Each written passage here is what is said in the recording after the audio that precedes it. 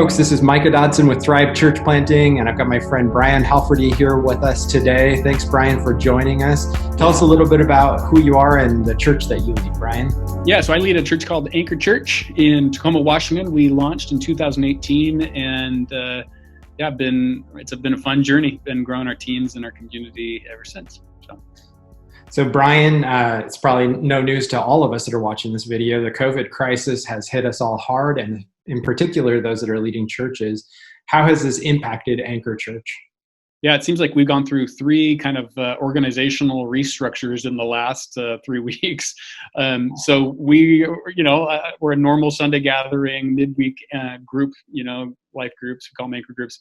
And then all of a sudden, the ban of 250 came down from our governor, and we reshuffled, and we became a house church movement, and we live streamed and had house gathering hosts kind of functioning as pastors to people, and opened up, anybody could join any house gathering.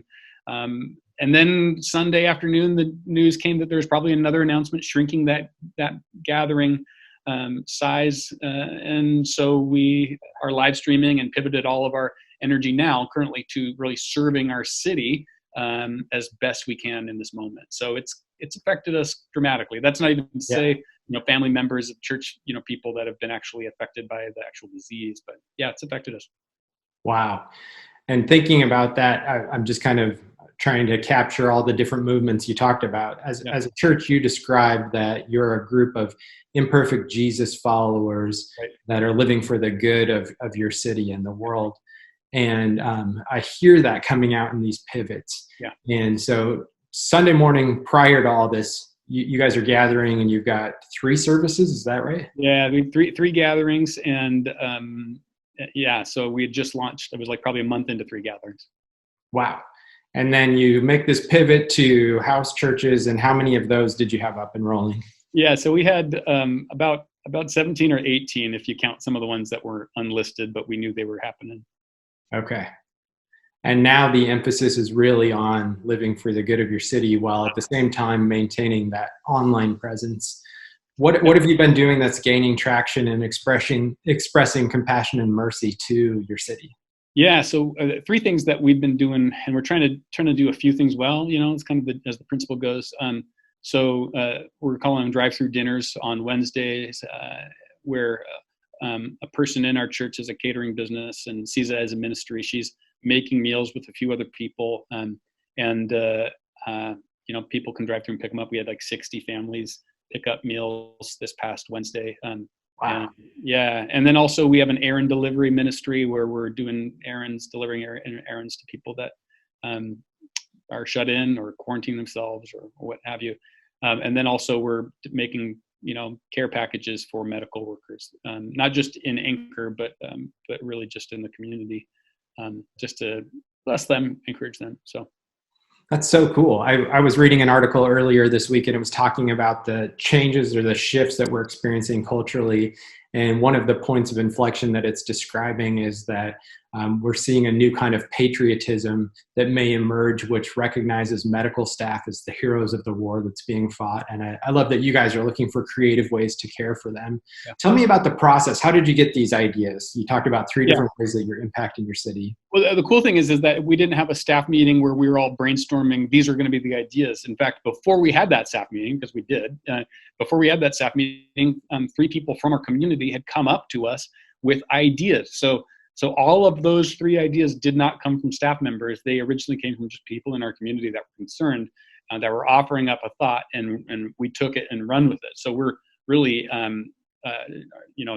we're thankful for our communities. Like, we're living into this vision of being the body of Christ. And we communicated that through a Nextdoor app.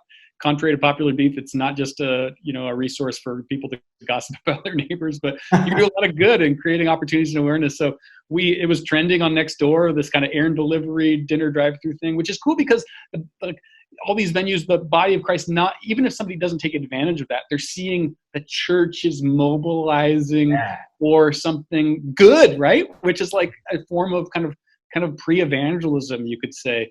Like I said, we had like 60 or so families sign up through Facebook neighborhood groups and next door app, which is it's awesome. So I love that. And I just want to highlight, you might be a pastor that's thinking, how do we innovate and gain traction in our community during this time?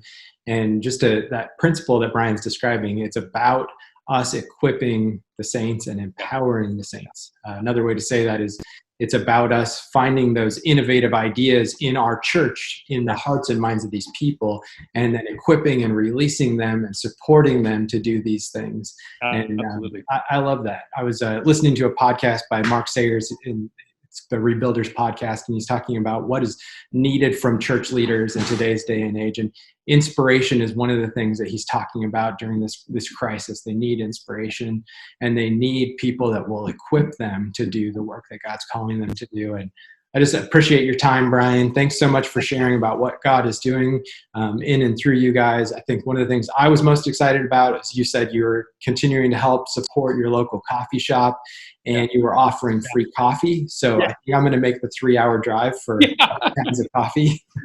We'll have a pound ready for you, Micah. I love it. Thanks for your time, Bryan. And again, This is Micah with Thrive Church Planting and Bryan Halferty with Anchor Church Tacoma.